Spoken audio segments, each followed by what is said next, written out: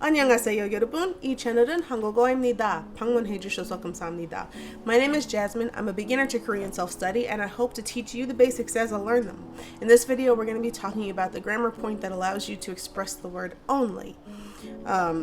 This video is going to be relatively short because the Korean language is kind of a plug and play kind of language, and you'll understand what I mean as we get into the video.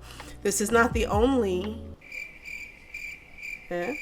way of saying only in Korean, but this method you'll see and hear a lot. So let's talk about it. Comments, questions, and corrections are always and forever appreciated on this channel. Let's get into the video. In a previous video, I said this. FYI, when you see this squiggle line or the tilde in front of a grammar point, it usually means that that grammar point is attached to something else. And the same applies here. The grammar point for only is man, and you attach it to nouns. One thing to maybe know is that in English, only is categorized as an adjective or an adverb. In Korean, man is considered a particle. I'm explaining this only. You suck! Because adverbs, adjectives, and particles have their own place within a sentence. And if we can figure out which is which and where they belong, then constructing Korean sentences should be a little easier, I would imagine. Let's move on. So let's take this sentence, I only study at the library.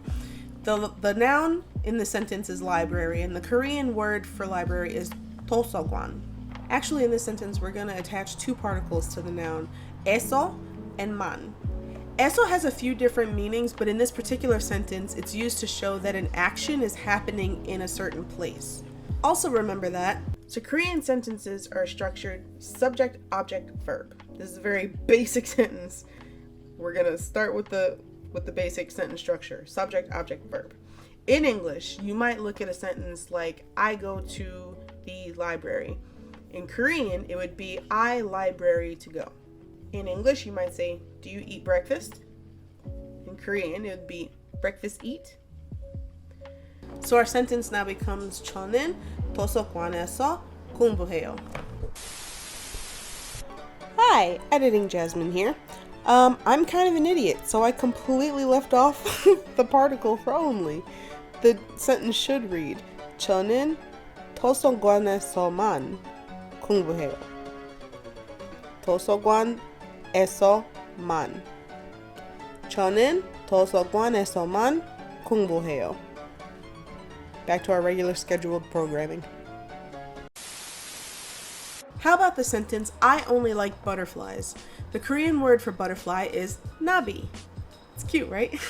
Our sentence becomes, 나비만 좋아해요. Okay, last example. I don't only like male idol groups, I also like girl groups. 저는 남자 밴드들만 좋아하지 않아요. 여자 밴드들도 좋아해요. Again, this sentence has two particles attached to the noun. The 드 makes a noun plural. So band is Konglish for band. And 밴드르 means bands. 도서관들 is libraries. 나비르 is butterflies. I didn't include the particle in the example sentence about butterflies because native Koreans seem to omit this particle sometimes anyway. But I thought it'd be nice to know, so we're talking about it. And now it's time to practice. As usual, I will give you a word bank. I would like for you to try to see if you can translate the English sentences I'm going to give you using the word or the particle man. If you need a refresher on how to construct syllable blocks or how to conjugate verbs, I have a video for exactly that, so feel free to check that out. Or you can download the PDF that I used or that I created from the presentation that I used for that video in the Google Drive folder that is linked in the description box below. Have fun!